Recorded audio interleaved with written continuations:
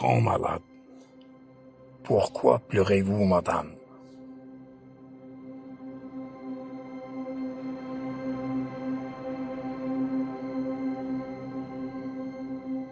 Lorsque la maladie s'empare d'un proche, toutes les personnes de son entourage semblent spontanément portées à l'aider, à le soutenir et à le servir, indépendamment de leur sexe ou toute autre considération.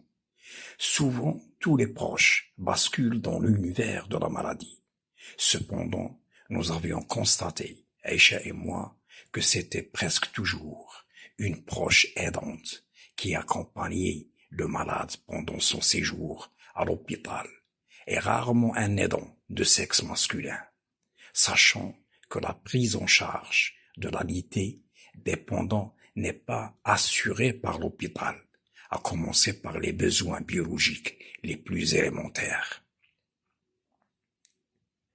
Malheur à l'hospitalisé solitaire qui a perdu son autonomie, comme ce vieux malade toujours couché sur le dos et toujours souriant du service d'urologie qui faisait ses besoins dans son lit sans aucune assistance. L'autre jeune malade qui partageait avec lui la même chambre ne pouvait pas supporter une telle promiscuité épouvantable, contestait timidement en vain contre cette situation pour enfin se résigner à se déambuler d'une chambre à l'autre et le long du couloir du matin au soir, pour garder un lit à l'hôpital, parce que toute protestation, à son avis, aurait été un prétexte de son expulsion du service pur et simple. Pire encore, le jour de la grande visite, avec le chef du service en tête, accompagné de professeurs, quelques stagiaires et étudiants, en arrivant devant la chambre du vieux, presque mourant, ils s'exclamèrent « Ouf, quelle puanteur! C'est dégueulasse !» Et ils continuaient leur tournée sans lui accorder la moindre attention. Un outrage flagrant au serment d'Hippocrate. À mon avis, c'est un délit de non-assistance à une personne en danger, en milieu médical, ce qui engage une responsabilité civile, pénale, disciplinaire et aussi pédagogique. Un jour, mon accompagnante Aïcha avait déniché un jeune homme, proche aidant de son père et qu'elle croyait faire l'exception, qui confirmait la règle. Immédiatement, elle exprima son soutien et le félicita d'avoir un si bon cœur et le remercia de son sens de responsabilité vis-à-vis de son pauvre papa dépendant, et à sa grande surprise, la façon de parler du jeune homme en question, ses gestes, ses réactions étaient celles d'une jeune femme. Ici, dans les milieux populaires, il y a une distinction nette de langage et de comportement entre les deux sexes. En discutant avec lui, il m'était clair que le jeune homme possédait deux vertus féminines nécessaires aux deux extrémités de la vie, la douceur et la complaisance.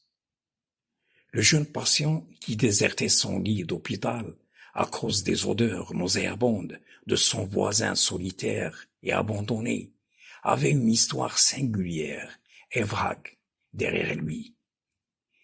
Il racontait qu'il était victime d'une agression au milieu de la nuit par des inconnus qui lui avaient étêté le zizi à l'aide d'un instrument tranchant. C'était probablement un acte de vengeance pour avoir touché à un fruit défendu.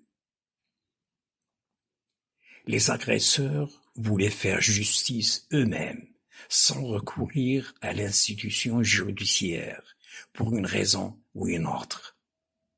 Le jeune patient avait promis de faire cadeau du meilleur mouton de son troupeau au chirurgien, si ce dernier arrivait à lui réparer son pénis.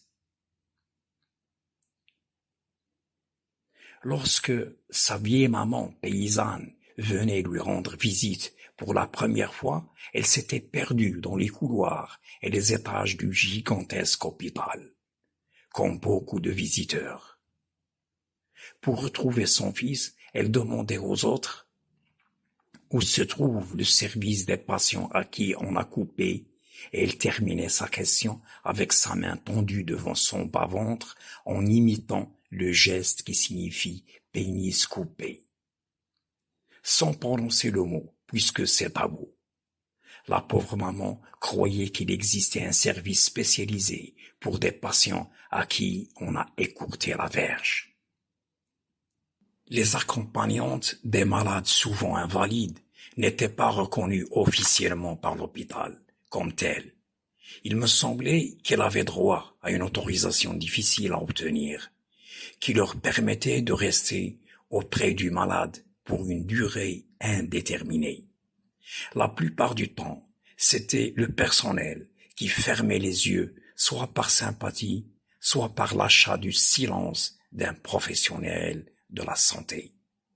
La nuit, pour dormir, il fallait se débrouiller avec des moyens de fortune.